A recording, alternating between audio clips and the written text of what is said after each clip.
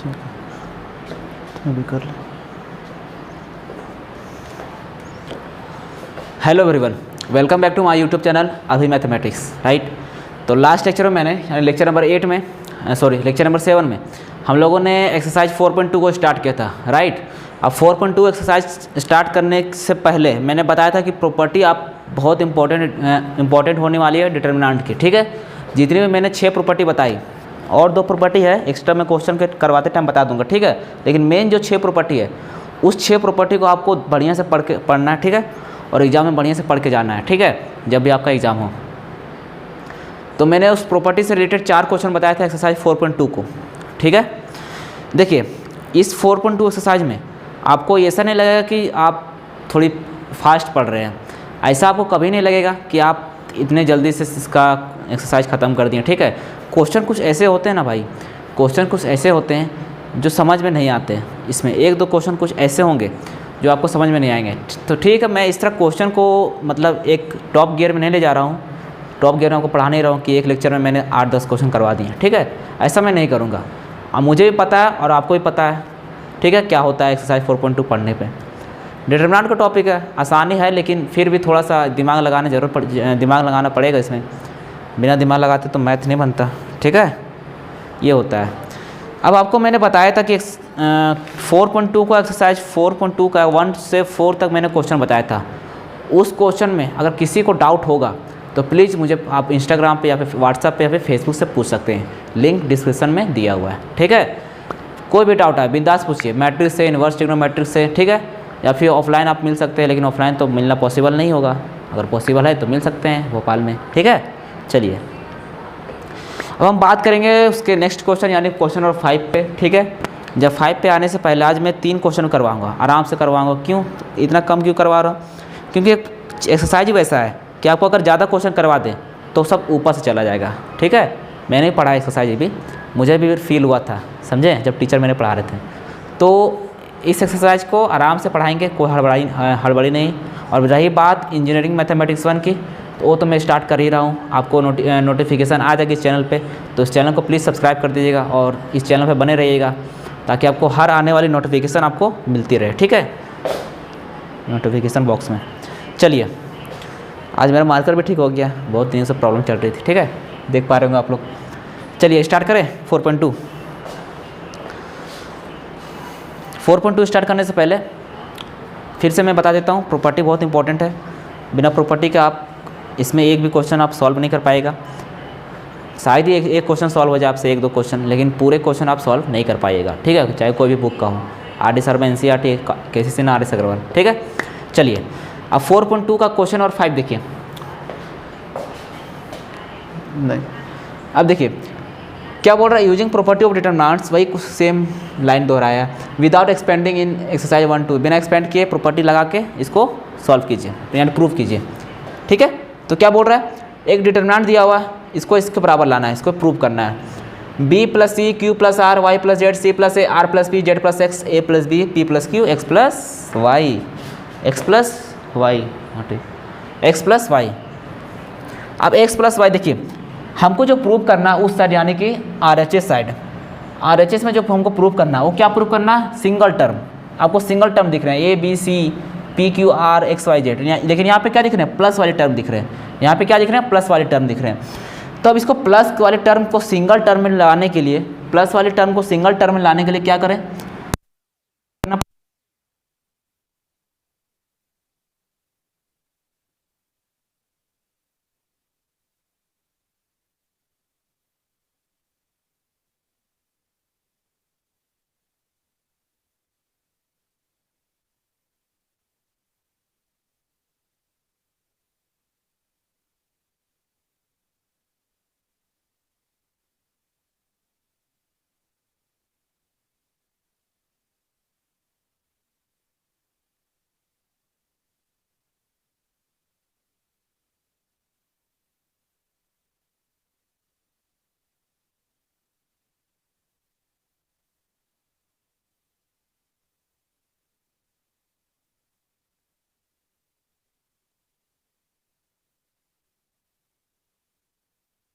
उस वाली प्रॉपर्टी भी मिल जाए, उस वाली प्रॉपर्टी पे शायद आपसे बन जाए, लेकिन इस वाले प्रॉपर्टी हम लगा सकते हैं। कौन सी? a plus alpha 1 a plus alpha 2 a plus alpha 3। आप क्वेश्चन को ध्यान से देखिएगा, हमको सिंगल टर्म चाहिए प्रूफ में, साथ में 2 भी चाहिए। तो हम क्या करें, पहले R1 में सिंगल टर्म बनाते हैं, देन उसके बाद R2 में बनाते हैं, देन उसके बाद R3 में बनाते हैं। तो चलिए एक ऑपरेशन अप्लाई कर देते हैं हम R1 में। क्या करें,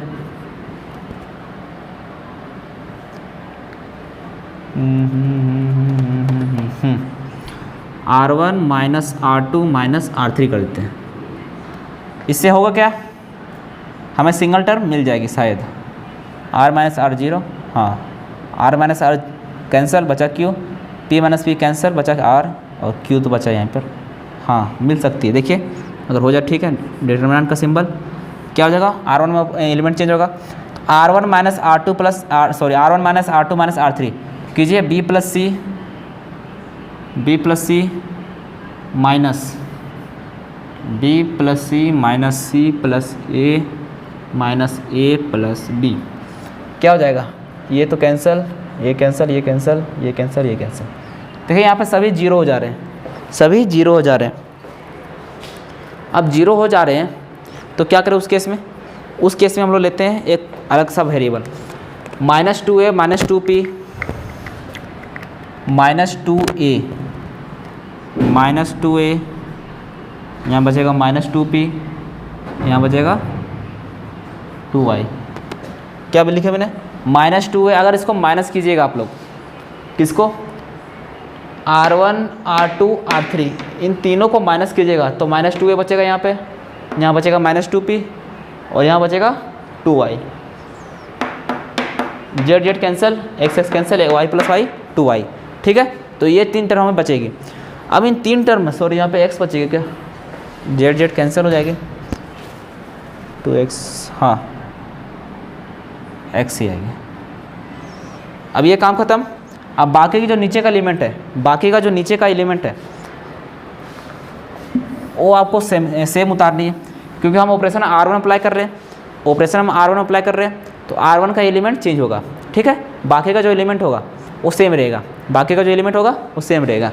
ठीक है, चलिए क्या हो जाएगा, C plus A R plus P Z plus X और A plus B P plus Q and X plus Y। इतना बात क्लियर है। अब हम 2 यहाँ से बाहर निकाल सकते हैं क्या, तो APX बनेगा, APX बनेगा इस R1 से, तो क्या लिखेंगे, taking minus 2 common from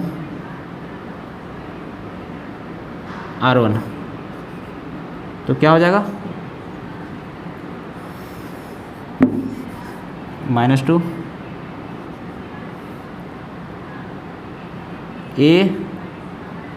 APX, ये हो जाएगा C प्लस A, ये हो जाएगा हमारा R plus P, minus 2 common सही है ना, ये क्या हो जाएगा Z प्लस X, और ये हो जाएगा A प्लस B, और ये हो जाएगा P plus Q and X plus Y and X plus Y। अब देखिए यहाँ पर कुछ और टर्म जो कॉमन दिख रहे हैं, कुछ और टर्म जो कॉमन दिख रहे हैं क्या, हाँ अगर हम ऊपर और नीचे कर देते हैं, क्या करते हैं, R1 को इंटरचेंज करते हैं R3 में, सारे R1 इंटरचेंज करते हैं R3 में, क्या हो जाएगा, डेल्टा माइनस 2। प्रॉपर्टी आप लोग पढ़ोगे, जब प्रॉपर्टी मैंने पढ़ाया नहीं तो सुन लीजिए। एक प्रॉपर्टी होती है जब हम लोग इंटरचेंज करते हैं डिटरमिनेंट में, जब हम लोग इंटरचेंज करते हैं डिटरमिनेंट में, मैट्रिक्स में नहीं डिटरमिनेंट में, तो बाहर एक माइनस का सिंबल आता है, तो ये माइनस और ये माइनस प्लस हो जाएगा। ठीक है, मैट्रिक्स में ऐसा नहीं होता, मैट्रिक्स में आप कितनों इंटरचेंज कीजिए कुछ नहीं साइन चेंज होगा, लेकिन डिटरमिनेंट के केस में होता है। ठीक है, मैंने बताया नहीं, भूल गया शायद। ठीक है, तो ये बातें आप याद रखिएगा, जब भी आप डिटरमिनेंट में रो को इंटरचेंज करेंगे, फर्स्ट रो सेकेंड रो, तो माइनस क्या आ जाएगा, बाहर में आ जाएगा, बाहर में क्या लग जाएगा, माइनस लग जाएगा। ठीक है, और माइनस पहले से था, माइनस माइनस प्लस होगा, तो 2 बचा, ये सेम उतरेगा, APX, ये ऊपर नीचे हो जाएगा, A plus B P plus Q and X plus Y, ये हो जाएगा C plus A R plus P and ये हो जाएगा z प्लस एक्स। ये हो गया इतना। अब देखिए हमको क्या चाहिए प्रूफ में, बी क्यू वाई दिख रहा है, हमको हटाना किसको, ए पी एक्स को हटाना, और यहाँ पे क्या दिख रहा है नीचे सी आर जेड चाहिए, सी आर जेड हमको क्या हटाना है, ए पी एक्स, सभी में ए पी एक्स हटाना है। तो कुछ दिमाग लगा सकते हैं कैसे हटाएंगे, देख लीजिए बोर्ड को कैसे हटाएंगे ए पी एक्स को, आसान है, बस थोड़ा सा दिमाग लगाना है। देखिए हमको किसको हटाना है, देखिए ना जब पूरा सामने आपको दिख रहा है, हमको हटाना है ए को, पी को, एक्स को। क्यों ना हम इसको इसमें माइनस करते हैं, इसको इसमें माइनस करते हैं, तो p माइनस पी जीरो बचा, क्या क्यों बचा, x माइनस एक्स जीरो बचा, क्या y बचा, ये तो हमको मिल गया। अब क्यों ना हमको किसको हटाना है, a को हटाना है, तो a को इसमें हटा देंगे, और p को इसमें हटा देंगे, x को इसमें हटा देंगे, बचेगा सी आर जेड, हो गया प्रूफ। तो क्या ऑपरेशन अप्लाई करेंगे, एक देखिए R2 में ऑपरेशन अप्लाई करेंगे R2 माइनस R1, और एक ऑपरेशन अप्लाई करेंगे R3 में।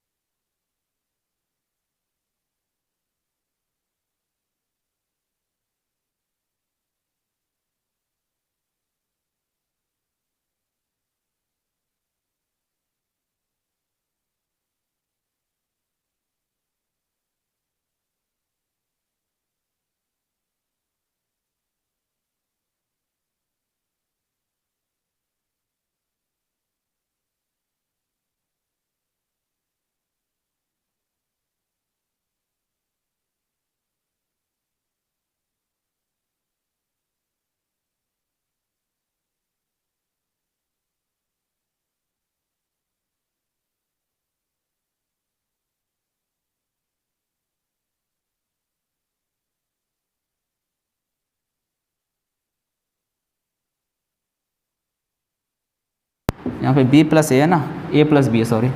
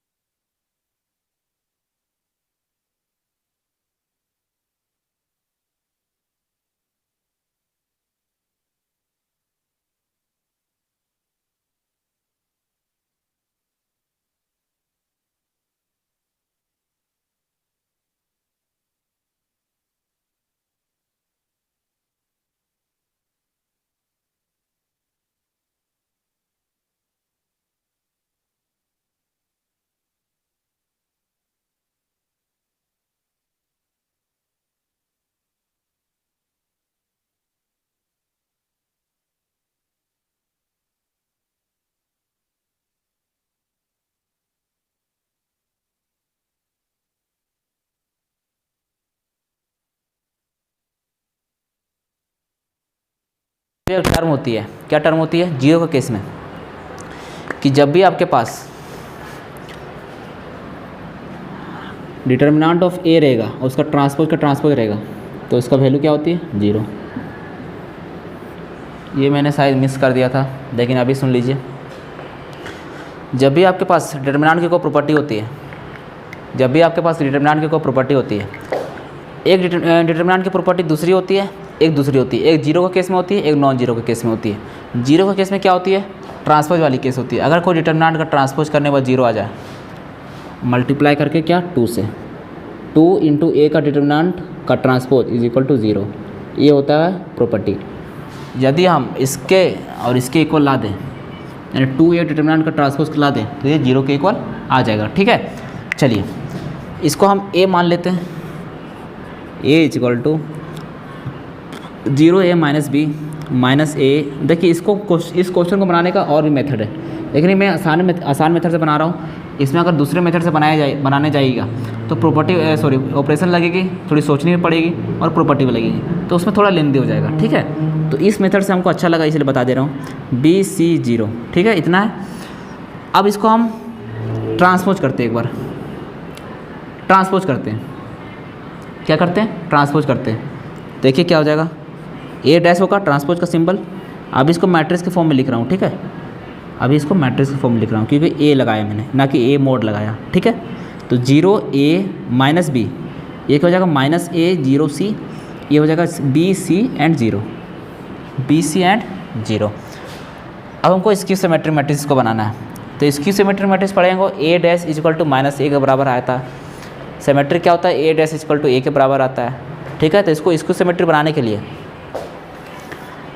इसको स्क्यू सिमेट्रिक बनाने के लिए क्वेश्चन है जी 14 नंबर। ठीक है, इसको स्क्यू सिमेट्रिक बनाने के लिए क्या करते हैं? -1 बाहर कॉमन लेते हैं, -1 कॉमन लेते हैं, सॉरी माइनस कॉमन लेते हैं। तो माइनस इसमें कॉमन लीजिए, क्या हो जाएगा? यहाँ पे अगर माइनस कॉमन लेंगे -A डैश, ये क्या हो जाएगा 0, ये हो जाएगा A, ये हो जाएगा -B, जहाँ माइनस वहाँ प्लस, यहाँ प्लस हुआ माइनस हो जाए, -A C, ये हो जाएगा B, ये हो जाएगा -C, ये हो जाएगा 0।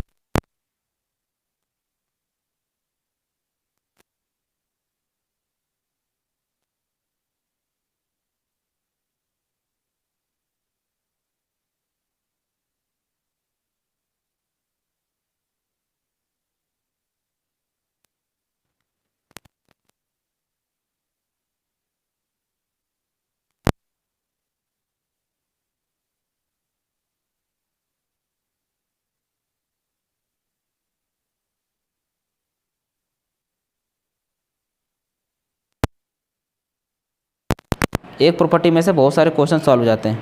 ठीक है, चलिए एक मैंने प्रॉपर्टी बताई थी, यही वाला एक और,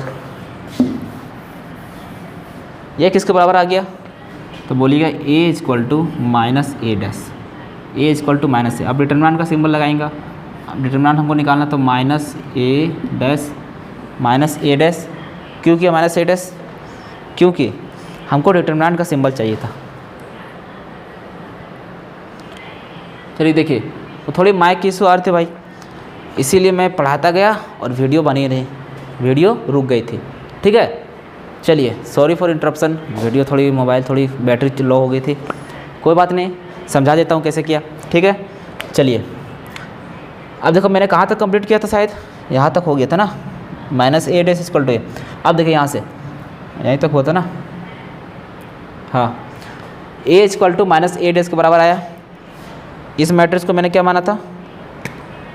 A, इस मैट्रिक्स को मैंने क्या माना था? A equal to -A dash के बराबर आया, -A डैश, इसका ट्रांसपोज होने के बाद अब यहाँ देखिए A मोड, अब इसका डिटरमिनेंट निकाल रहे हैं, तो डिटरमिनेंट क्या होता है? Mod A equal to -mod A dash, mod A equal to -mod A dash. तो मोड A यानी determinant of A is equal to -1 into A transpose, इसको लिख सकते हैं, माइनस है तो -1 लिख सकते हैं, इसको बात बराबर -1 लिख सकते हैं।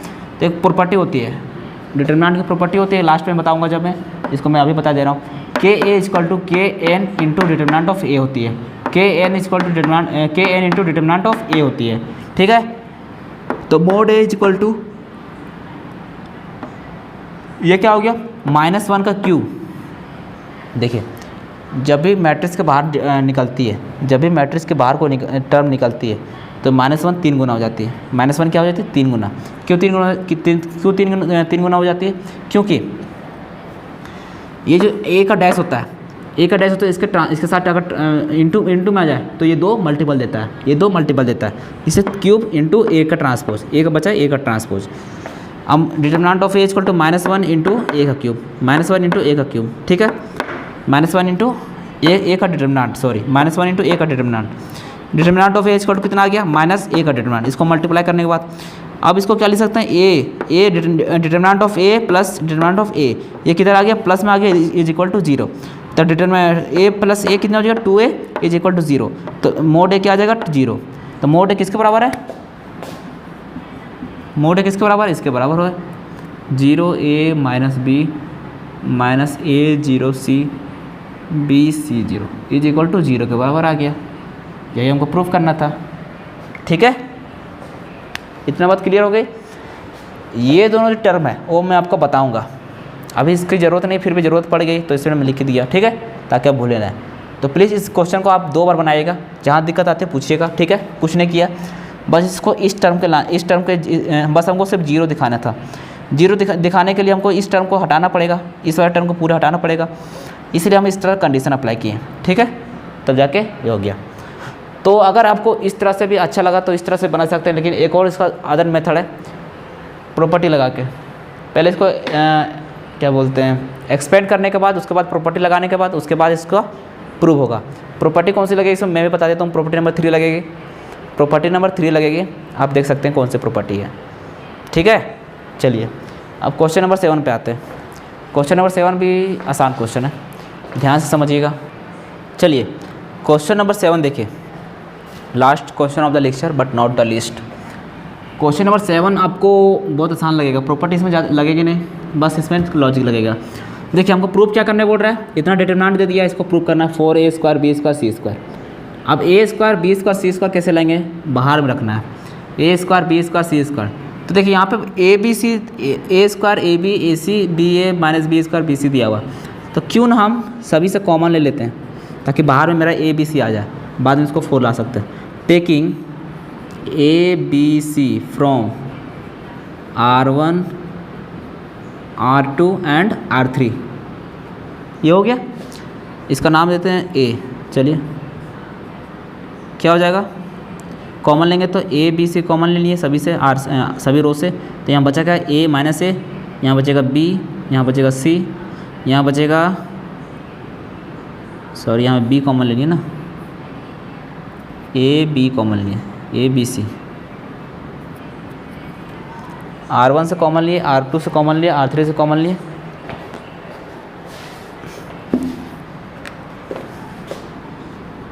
ए बी सी, R1 से A कॉमन लिए, R2 से B कॉमन लिए, R3 से C कॉमन लिए। ठीक है, ये बात ये ध्यान रखिएगा। ये हो गया। अब इसमें B कॉमन लीजिए, ये बचेगा क्या, A, यहाँ बचेगा माइनस B, यहाँ बचेगा C, BC है ना क्वेश्चन, हाँ, यहाँ बचेगा C, यहाँ क्या बचेगा, A बचेगा, यहाँ बचेगा B, यहाँ बचेगा माइनस C। इतना बात क्लियर है।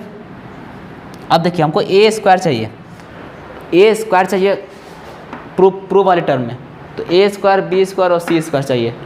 तो यहाँ से A दिख रहा है, यहाँ से B दिख रहा है, यहाँ से C दिख रहा है, तो अगर यहाँ पे लेते हैं तो ये आइडेंटिकल हो जाएगी, यानी टर्म 0 हो जाएगी, तो हमको प्रूफ नहीं होगी। हमको 4 भी लाना है, तो क्या करें, 2 केस बनती है, 2 केस बनती है। क्या बनती है, अगर हम आइडेंटिकल प्रूफ करने जाएँ तो आइडेंटिकल अगर हम हमारा क्वेश्चन में प्रूफ करने बोलता है 0, तो आसानी से हम कॉमन लेते हैं, इसका तो भाई पूरा वैल्यू 0 हो जाता है। ये इस टर्म वाले इस टर्म से 0 मल्टीप्लाई करता है 0 ही आता है। ठीक है, इस वाले टर्म से इस वाले टर्म को मल्टीप्लाई कर 0 आता है। तो क्या करें, कुछ नहीं करते हैं, ए बी सी कॉमन लेते हैं C1 C2 C3 से, C1 C2 C3 से ए बी सी कॉमन ले लेते हैं। ठीक है, तो देखिए क्या बनेगा, टेकिंग कॉमन, R1 से कॉमन नहीं लेना है, ए C1 C2 C3 से कॉमन लेना है। ठीक है, taking common a b c from C1 C2 and C3, C1 C2 and C3। तो ए बी सी फिर से कॉमन लें तो क्या बनेगा, ए स्क्वायर, इसका मोड ए रहेगा इधर, ए स्क्वायर बी स्क्वायर सी स्क्वायर बना। C1 से ए कॉमन लीजिए, क्या बनेगा, -1 1 1, यहाँ क्या लगेगा b 1 -1 1 c 1 1 -1, इतना बना। अब देखिए हमको चाहिए 4, हमको क्या चाहिए, एक 0 टर्म चाहिए, 4 चाहिए। तो 4 कैसे आएगी, 2 मैट्रिक्स को अगर 0 करना, हमको 2 मैट्रिक्स को 0 करना है, 2 मैट्रिक्स को 0 करने के बाद ही 4 टर्म आएगी, फिर इसको एक्सपेंड कर देंगे तो 4 आ जाएगी। 4 लाने के लिए क्या करते हैं, अगर हमको कोई भी नंबर चाहिए तो पहले फर्स्ट रो को 2 0 बनाइए, फिर एक कॉलम को 0 बनाइए, तो हमारे ई टर्म मिलेंगे। तो 1 × 1 1, 1 × 1 2 एंड 1 × 1 3 एंड 1 × 1 4, तो हमारी 4 बन जाएगी। अगर 3 बनानी है तो इस वाले कॉलम को 0 कीजिए और इस तीनों रो को 0 कर दीजिए। 1 इंटू 1 1, 1 इंटू 1 1 2 एंड 1 इंटू 1 3। ठीक है, तो इस तरह से हमारा ट्रिक अप्लाई होती है। ये आप लोगों को नहीं पता होगा, मैं बता दे रहा हूँ। ठीक है, चलिए अब इतना हो गया। अब इसको हम क्या कर सकते हैं, 0 बनाने के लिए क्या कर सकते हैं, -1 से +1 0, 1 से +1 0, 1 प्लस करेंगे इन दोनों को तो 1 - 1 0 हो जाएगा। यहाँ पे 1 - 1 0 हो जाएगा।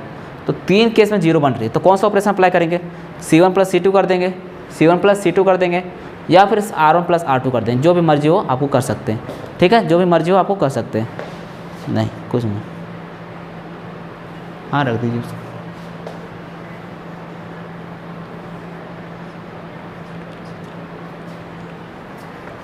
चलिए देखिए, C1 करें, C1 + C2 कर दे रहे, एंड C3 में कर देना C3 - C1, C3 - C1। ठीक है, हाँ पहुँचा दी। 1 मिनट रुक जाइए भाई। ठीक है भाई, चलिए देखिए, सॉरी फॉर इंटरप्टिंग, थोड़े काम आ गए थे। देखिए यहाँ पे C2 - C3 कर दो, क्योंकि हम C1 - C2 और करेंगे तो पूरी वाली टर्म 0 हो जाएगी, ये वाली टर्म पूरी 0 हो जाएगी। ठीक है, इसलिए मैं इसी तरह कर देता हूँ। तो मोड ए क्या हो जाएगा, थोड़ा ज़्यादा टाइम हो गया ना, A² B² C² हो जाएगा। C1 + C2 कर दीजिए, -1 + 1 0 हो जाएगा, 1 + 1 0, ये हो जाएगा 1 1 2। अब C2 में ऑपरेशन C2 - C3 कीजिए, 1 - 1 0, -1 - 1 -1 -2, 1 - 1 +1 2, ये हो जाएगा 1 1 - 1, 1 1 - 1। अब इसको एक्सपेंड कर दीजिए R1 से, एक्सपेंड अलोंग R1, क्या हो जाएगा, 0 तो ख़त्म, ये भी 0 ख़त्म, बचेगा क्या 1, 1 का कॉलम रो ढकिए, 0 2 दूना 4, 0 माइनस प्लस 4, तो क्या हो जाएगा 4। और यहाँ क्या था, A² B² and C² = proof. ये हो गया हमारा प्रूफ। समझ में आया कैसे किए, कुछ नहीं किए थे, हमको चाहिए था 4 चाहिए था, बाकी टर्म ये आ गए थे, A² B² C² आ गए थे, हमें सिर्फ 4 चाहिए था। तो मैंने क्या ट्रिक लगाया, किसी 2 कॉलम के एलिमेंट को, किसी एक कॉलम के एलिमेंट को, दो एलिमेंट को 0 कर दीजिए या किसी रो के 2 एलिमेंट को 0 कर दीजिए, तो आपका 4 आ जाएगा। अगर 3 लाना है तो किसी एक रो को तीनों एलिमेंट को 0 कर दीजिए, या फिर एक कॉलम को 3 एलिमेंट को 0 कर दीजिए, तो हमारा 3 आ जाएगा। ठीक है, तो ये बात आप ध्यान रखिएगा। ठीक है, चलिए इतना समझ में आएगा, आई होप आपको समझ में आएगा इतना। अगर समझ में आया तो वीडियो को लाइक कर दीजिएगा, वीडियो को शेयर कर दीजिएगा दूसरे पर्सन के साथ, ताकि उस पर्सन को भी हेल्प मिल जाए। ठीक है, चलिए अब बच गए हमारे पास 10 क्वेश्चन और बच गए। एक लेक्चर में निपटा दूँ क्या, तो आपको समझ में नहीं आएगी। अगर एक लेक्चर में हो पाएगी तो ठीक है, नहीं तो फिर देख रहे टाइम कितना लगता है समझाने में, इसलिए बोलते हैं इस एक्सरसाइज को आसानी से पढ़ जाए। ठीक है, चलिए अब आज के लेक्चर में इतने रखते हैं, मिलते हैं नेक्स्ट लेक्चर में एक नए क्वेश्चन के साथ, यानी नए क्वेश्चन के, इस एक्सरसाइज के नए क्वेश्चन के साथ। ठीक है, तब तक आप लोग इस क्वेश्चन को एक बार और प्रैक्टिस कर लीजिए, बहुत इंपॉर्टेंट क्वेश्चन है, एग्जाम में आ चुका है 2 बार। ठीक है, 7 नंबर क्वेश्चन, आसान है। ठीक है, तो मिलते हैं नेक्स्ट लेक्चर में, तब तक के लिए खुश रहिए, आबाद रहिए। Thank you. हाँ पूछो।